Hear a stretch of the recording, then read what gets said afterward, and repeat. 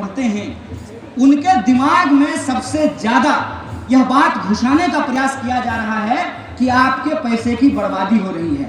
इसके डेटा पे हम लोगों को बात करना चाहिए कि कहाँ पैसे की बर्बादी होती है।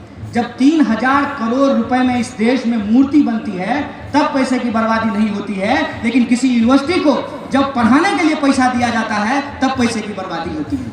ऐसा क्यों होता है? ये नज़रिया क्यों बनाया जा रहा है? ये नज़रिया इसलिए बनाया जा रहा है कि मेरिट के इस लॉजिक में फंसा करके जो हमारी असली लड़ाई है उसको गुमराह किया जा सके। कहते हैं कि जेएनयू के स्टूडेंट को मेरिट नहीं है, तो मैं पूछना चाहता हूं कि अमित शाह का जो बेटा है, जो देखने में बिल्कुल उनका फोटोकॉपी लगता है, वो जो जय शाह है, उसका क्या मेरिट है? उसको कैसे बना दिया गया है बीसीसीआई का सेक्रेटरी? मैं तो कहता हूं कि जेएनयू के किसी स्टूडेंट को पकड़ करके अमित शाह खुद अपने कमरे में बुला करके क्रिकेट के डकवर्थ लुईस नियम पर ही बहस कर ले, उनका बेटा से ज्यादा नॉलेज है। मेरिट का लॉजिक कहां से आता है? ये मेरिट का लॉजिक वहीं से आता है कि जो लोगों को लगता है कि हमारे घर में काम करने वाली का बच्चा जेएनयू जैसे संस्थान में पढ़ करके पीएचडी कर लेगा, अंग्रेजी बोलेगा, अंग्रेजी तो छोड़ो, चाइनीज भी बोलेगा, जर्मन भी बोलेगा, स्पेनिश भी बोलेगा, रशियन भी बोलेगा, तो उनको लगता है कि ड्राइवर का बेटा हमारा ड्राइवरी नहीं करेगा। और इसी मानसिकता के चलते आज इस देश की पब्लिक फंडेड यूनिवर्सिटी को तबाह किया जा रहा है।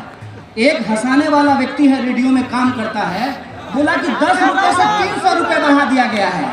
अरे दोस्त, जब तुम बाजार में केला खरीदने के लिए जाते होगे ना, तो कहता होगा 40 रुपए दर्जन, तो कहते होगे 30 रुपए दर्जन में मिलता है। अरे जब केला खरीदने के लिए जाते हो तो 10 रुपया का बार्गिंग करते हो, और तुमको 10 रुपए में और 300 रुपए में कोई अंतर समझ में नहीं आता है। लास्ट में जो चैनल तुमको सैलरी दिया होगा ना, उसमें अगर 300 रुपया काट करके भेजे तब देखे कि तुम 300 के खिलाफ सवाल उठाते हो। मसला 300 का नहीं है, मसला 10 रुपए या 20 रुपए का नहीं है, मसला उस मानसिकता का है कि इस देश में शिक्षा बेचने की वस्तु होगी या लोगों का संवैधानिक अधिकार होगा। मसला इस बात का नहीं है कि एजुकेशन में लोगों से सेल्फ फाइनेंस के मॉडल पे पैसा वसूला जाए, इस पे हम लोगों को प्रश्न करने की जरूरत है। और इसमें सबसे इंटरेस्टिंग चीज ये है कि 10 रुपए से बढ़ा करके 300 रुपया नहीं किया गया है। जब आप टोटल फीस को देखेंगे तो उसको बढ़ा करके 65 से 70 हजार रुपया सालाना कर दिया गया है। और जेएनयू का आंकड़ा कहता है कि 100 में से 40 ऐसे विद्यार्थी हैं जिनकी सालाना आमदनी परिवार की 1 लाख से लेकर के 1.5 लाख रुपए के बीच में है। जिनको 1 लाख से 1.5 लाख रुपया सैलरी मिलता है, मुझे बताइए कि वो कैसे अपने एक बच्चे पे 65 से 70 हजार रुपया खर्च कर पाएंगे? और इसका सबसे पहला असर किसके ऊपर होगा? इसका सबसे पहला असर इस देश की लड़कियों के ऊपर होगा। मैं अपनी फैमिली का उदाहरण देता हूँ। मंच पे खड़ा होकर के ये नहीं बोलूँगा कि मेरा परिवार बड़ा प्रोग्रेसिव है। मेरी बहन जब 10th का एग्जामिनेशन पास की, उसका पढ़ाई बंद कर दिया गया, लेकिन जब मैं 10th पास किया तो मुझे पढ़ने के लिए पटना भेज दिया गया। क्यों? हमको सुरखाब के पंख लगे हुए हैं। हम ही दुनिया भर का सबसे मेरिट लेकर के पैदा हुए थे। हमको अवसर मिला क्योंकि हम बेटा थे। हमारी बहन को अवसर इसलिए नहीं मिला क्योंकि वो बेटी थी, उसको हायर एजुकेशन में नहीं भेजा गया। अगर ये फीस वृद्धि की गई और 1.5 लाख सालाना आमदनी वाला यदि परिवार है, अगर उसको एक लड़का का और एक लड़की को पढ़ाने का ऑप्शन होगा तो वो लड़की को नहीं पढ़ाएगा, और जब लड़की नहीं पढ़ेगी तो वो जेएनयू का प्रेसिडेंट भी नहीं बनेगी। सरकार से सवाल ये तो मानसिकता है। इस मानसिकता को आप समझिए कि ये जो फीस वृद्धि की गई है, सीधे तौर पे समाज के जो सबसे कमजोर लोग हैं, जो पिछड़े लोग हैं, जो महिलाएं हैं, जो दलित हैं, जो आदिवासी हैं, जो अल्पसंख्यक हैं, जो गरीबों, किसानों और मजदूरों के बच्चे हैं, वो अपनी पढ़ाई नहीं कर पाएंगे। क्योंकि इस देश में जिसको पैसा है वो तो ऑलरेडी ऑक्सफोर्ड और कैम्ब्रिज में जाकर के पढ़ रहा है, और वही आदमी कहता है कि शिक्षा की सब्सिडी पे खर्च नहीं होना चाहिए। ए साहेब, लाज अगर होगा ना तो आईना में अपना मुंह देख लीजिएगा। आपका बच्चा ऑक्सफोर्ड में जब पढ़ने के लिए जाता है तो वो भी किसी देश की जनता के टैक्स का पैसा है, और वो भी किसी सरकार के द्वारा दिया जाने वाला सब्सिडी है। आपका बच्चा सब्सिडी पे पढ़े और आपके बच्चे की पढ़ाई के लिए कोई और टैक्स भरे तो आप छाती चौड़ा करके घूमते हैं, और अपने ही देश में जब आपका टैक्स का पैसा इस देश के गरीब विद्यार्थियों के ऊपर खर्च होता है तो आपको पेट में दर्द होने लगता है। क्या कहते हैं कि आईफोन यूज करता है, अरे हम तो आईफोन क्या, हम तो एप्पल का मोबाइल खरीदना चाहते हैं, एप्पल का घड़ी खरीदना चाहते हैं, और एप्पल का कुछ होता है क्या? अरे हम तो कहते हैं कि एप्पल ही बहुत महंगा हो गया है, हम तो रोज सुबह में एप्पल खाना चाहते हैं। क्यों? आप ही आईफोन यूज कीजिएगा, हम आईफोन नहीं यूज करेंगे। ये बोलिए ना कि हमने चोरी की है, हमने बेईमानी की है। अरे जब हम यूनिवर्सिटी में पढ़ते थे, स्ट्रगल करके हमने पढ़ाई की, आज स्ट्रगल करके अपनी नौकरी कर रहे हैं, और बाहर निकल करके किसी आम टैक्स पेयर से जेएनयू के स्टूडेंट ज्यादा टैक्स दे रहे हैं। ये बात मैं आपको बता देना चाहता हूँ। और किस सेक्टर में हम लोग अपना योगदान नहीं दे रहे हैं? अरे मेरे जैसा आदमी जिसको सरकारी नौकरी नहीं मिला है, उसको भी चुनाव लड़ने से पहले ITR भरना पड़ा था। बता दीजिए, टैक्स कौन नहीं भरता है? डायरेक्ट टैक्स भरता है, इनडायरेक्ट टैक्स भरता है। सिर्फ आप ही लोग टैक्स नहीं भर रहे हैं, और ये टैक्स का तर्क देने वाले लोग हैं, उनको देखिएगा कि माँ महंगी सस्ती क्यों है, ये पूछिए कि आपकी शिक्षा महंगी क्यों है। ये सवाल आपको और सरकार हर बात में कहती है कि पैसा नहीं है।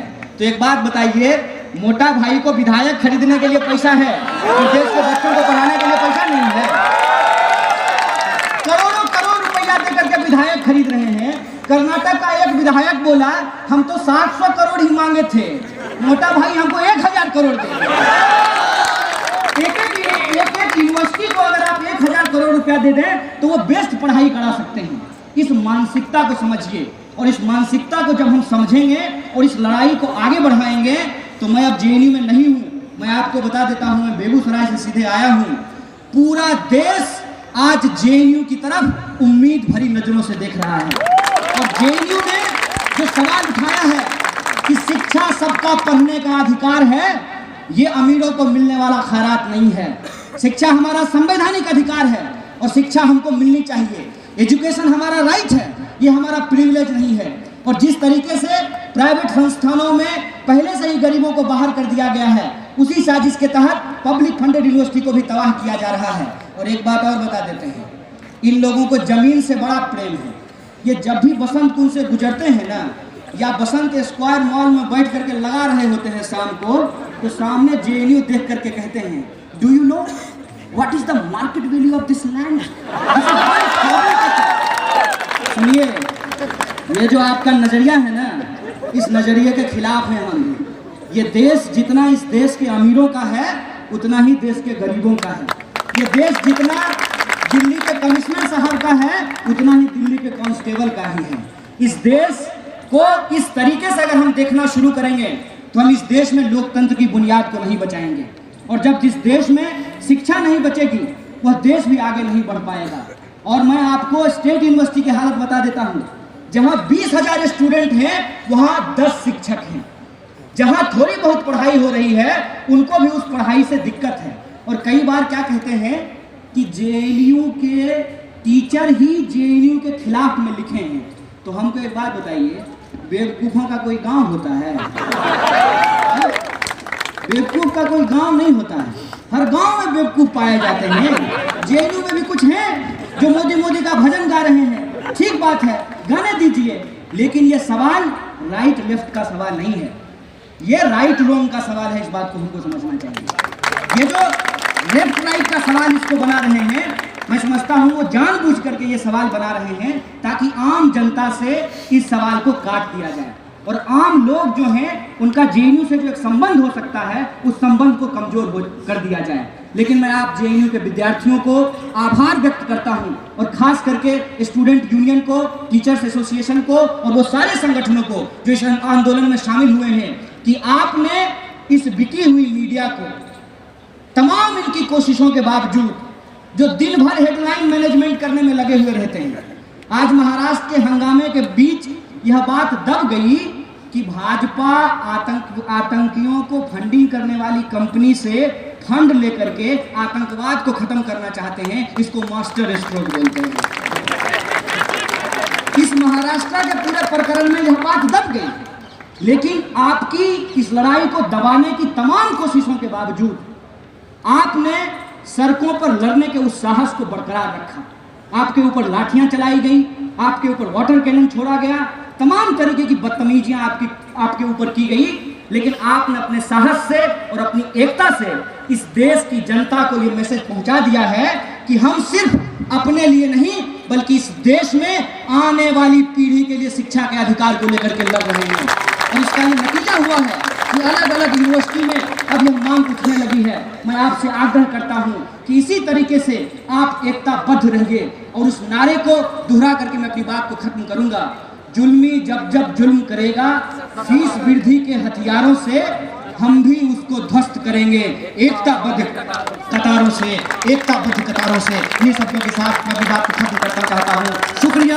इनकलाब जिंदाबाद, हमारी एकता जिंदाबाद।